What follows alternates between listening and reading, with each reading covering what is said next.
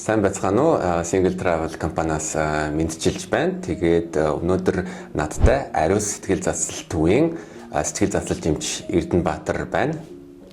За, үзэгчдээ өнөөдрийн мэндийг хүргэе. Танд бас цаг гаргаад ярилцаж байгаад маш их баярлж байна. Ганц бие хүмүүс хамтдаа аялахад ямар давуу талуудтай вэ? Тэгэхээр ер нь бол уламжлалт ойлголт байдаг шүү дээ. Аялна гэх юм бол заавал гэр бүлээрээ мэдээж гоё мэдрэмж тэ шинэ газар очин, сайхан амарна, гэр бүлийн уур амьсгал сайжирна.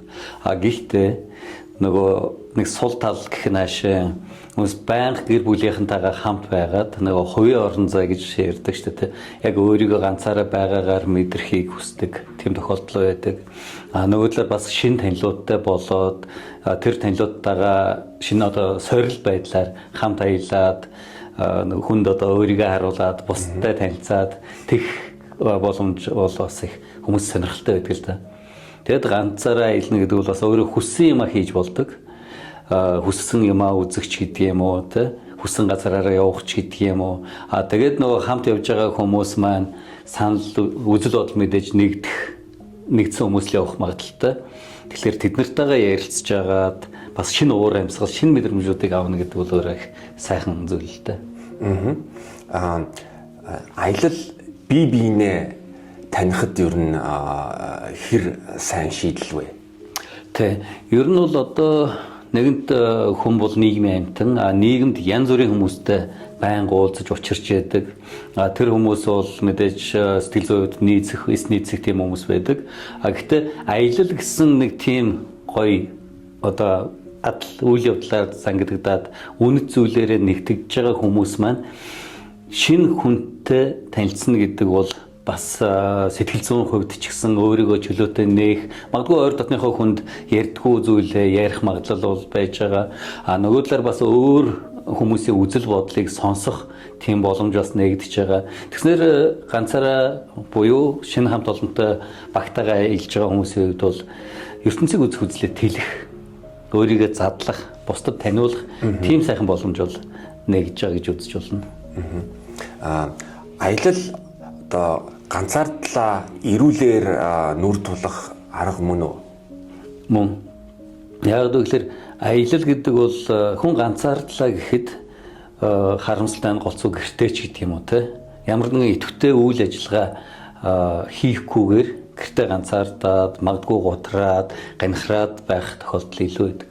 Тэгвэл ганцаараа аялна гэдэг бол өөрийгөө бас түрүү хэлсэнчлэн шинэ сориллоор те сориод шинэ уур амьсгалд очингууд тэр хүссэн үсээгүй тухайн хүний сэтгэл зүйн байдал бол өөрчлөгдөнө. Дийлэнхтэй сайжирна. Яг бол дураараа явж байгаа учраас юунд ч баригдахгүй байгаа учраас нөгөө талаар өөртөө эрхчлөө олгож байгаа учраас би хинбэ гэдэг өөрийгөө илүү сайхан шинэ нөхцөл байдалд танин мэдэх тийм боломж байдаг.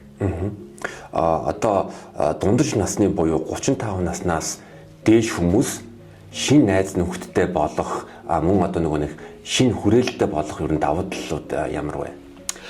Тэгэхээр хүмүүсийн дийлэнх нь бүр унган багын найзуудтайгаа насан туршдаа найзлаар байгаа л амьдардаг. Тэгээд 30-аас дээш насныхан бол шинэ найзтай болох магадлал харьцангуй багасдаг.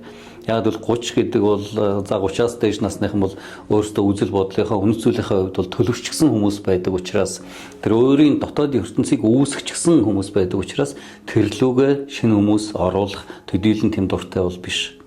Харин хамт аялж байхад шинэ нөхцөл байдалд орж байгаа тэр хүссэн үсээгүй нэг хаагдмал уур амьсгал орчин бүрдэж байгаа шүү дээ. Тэр хүмүүстэйгээ харилцахаас өөр сонголт бол байхгүй. Тэгэхээр тэндээс магадгүй өмнө нь мэдэрж байгаагүй тэр мэдрэмжийг, тэр хүмүүсийг, тэр харилцаануудыг, тэр сонирхлуудыг олох боломж бол нэгдэнэ. Өөрт нь хэрэгцээтэй зүйлийг хоош тавьдаг хүмүүст та юу гэж хэлэх вэ? Одоо ингэснийхэн дараа тэгнэ гэд өөрийнхөө хэрэгцээтэй зүйлээ дандаа нөгөө нэг игрээдүүд тавьдаг хүмүүст.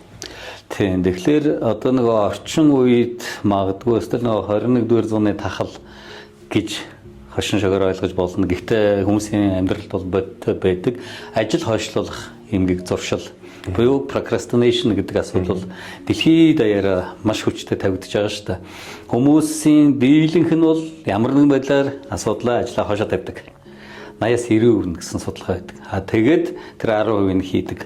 Тэгвэл одоо энэ аялгаж байгаа тохиолдолд тэр хойшоо тавьсан ажлуудаа бүр хаяад ямар нэгэн байдлаар сэтгэлдээ оюун ухаанаа сэргээгээд рефреш хийх зорилготой байдаг учраас тэр ганцаараа аялжгаад ирсний дараа шинэ бодол санаанууд мэдээж орж ирнэ.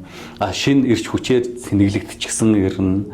Тийм болохоор энэ аял гэдэг бол хүний хувьд магадгүй тэр хойш тавьсан ажлуудаа илүү эрчтэй хүчтэйгээр одоо өөрийнхөө хүссэн үр дүнд хүртэл үргэлжлүүлэх тийм маш том цэник болж байна. Нөгөө талаар нөгөө аяллаа хойшоо тавих магадлалс байгаа шүү дээ. Тэгэх юм бол яг үнэхээр би одоо болохоо болчлоо гэд нэг завсарлага аваад хүчээр ямар нэгэн зүйлийг дуусгахын тулд тодорхой зарим тохиолдолд бол хүчээр асуудлыг шийдээд үйлдэл хийх шаардлага гардаг. Тийм болохоор ерөөсөө л за тэгэж цаг үе нь одоо ямар үе ирж байгаа вэ те шинэ жил за тэгээд өвөл хүүтэн гинкүүд магадгүй дулаан орноор хэд хоног сайхан амраад аялаад ирэхэд бол цаашдынхаа тэр ажил амьдралд бол үнэхээр хүчтэй цэник авах тийм боломж. Алкогол хэрэглэхгүй аяллаа талаар та юу гэж бодож байна? За энэ бол харин өөрөө их сонирхолтой асуулт. Яагаад гэвэл хүмүүс дийлэнх нь за хилиндээс давлаа да. Тэр байтугай Улаанбаатарынхаа дэсийг давлаад бол анхны даваан дээр очиод өнгөөрөгдөг тийм үү. За тэр байтугай одоо зөвөр янз бүрийн зорилгоор зүүн Аз руу аялдаг хүмүүс ч гэсэн бас байгаад байдаг. Тэгэхээр алкогольгүй аялал гэдэг бол өөрөө миний бодлоор цоо шин зүйл байх энэ аяллаа ертөнцид.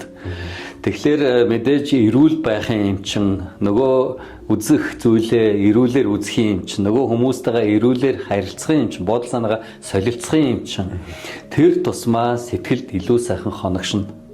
Магадгүй насан туршийнх нь хамгийн сайхан дурсамжуудын нэг болж үлдэх магадaltaй. Угаасаа ч тийм болох байх.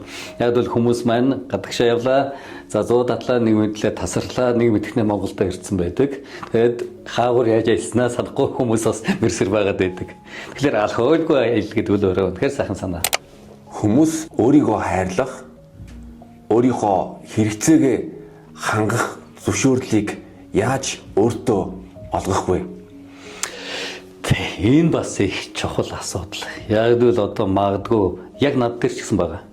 Ер нь бол би нэлээд аялдаг. Гэхдээ дандаа гэр бүлэрээ эсвэл хүүхдүүдтэй.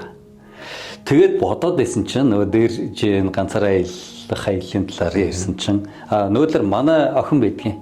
Ер нь яг ганцаараа аялах дуртай. Сая хүртэл Жордан одоо өнгөр сурч Жорданд ганцаараа аялчаад ирж байгаа байхгүй юу? Өмнө бол дэлхийн нэлээд явсан дэлхийгээр. За тэгээд би ч гэсэн тэр охинтойгоо дээр хамт явж ирсэн байж. Би юм үзсэн болоогүй. Музей үзсэн чинь охин үзэхгүй ийш явна гэх. Тэгээд би тэнд ч одоо гүрэн шиг төрөвч би хамгаалагч болол яваад ирж байгаа байхгүй юу?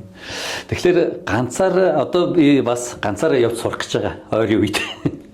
Тэгээд тэр мэдрэмж бол үнэхээр эрх чөлөөний мэдрэмж байх гэж бодож байна. Яг хүссэн юмаа үзээд, хүссэн газраараа аялаад өөрийгөө бас түрүүн хэлсэнчлэн нээгээд те.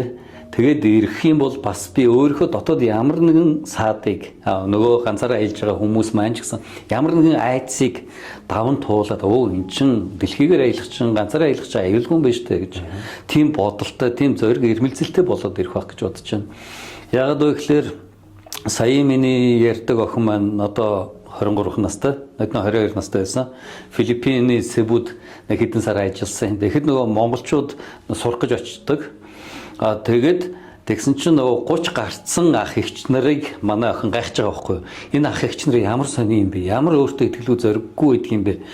Манай охин чинь бүр очоод Себугийн бүх ядуусын хороол мороолоор нь яваад дээр бас Египет явахдаа бас яг тийм хамгийн нөгөө үнэтэй одоо хургаада тэ шармашаа хэднээс явдаг. Тэгэнгүүт нөгөө оршуулгын газар амьдардаг тэр газараар нь хүртэл бас явчихж байгаа байхгүй юу?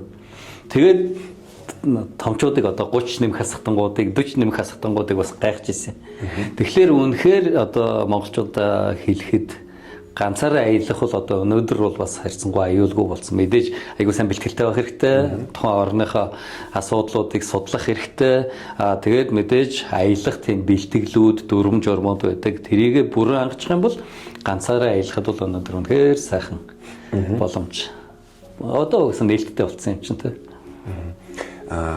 Хүмүүс бас одоо нэг юу одоо өөрийнхөө хэрэгцээ, өөрийнхөө төлөө гэсэн зүйлүүдэд хоошин тавьдаг. За одоо хүүхэд том болтол хүлээ. За одоо энийг яасныхын дараа би өөр дээрээ анхаарна. Энэ тал дээр та юу гэж зөвлөх вэ? Үнэхээр тэгж бодож идэл нэг мэдхнээ хөгшөрч хүйдэ гэхээс л би айгаад тэгээд ер нь бол ямар нэг байдлаар багтахгүй тий.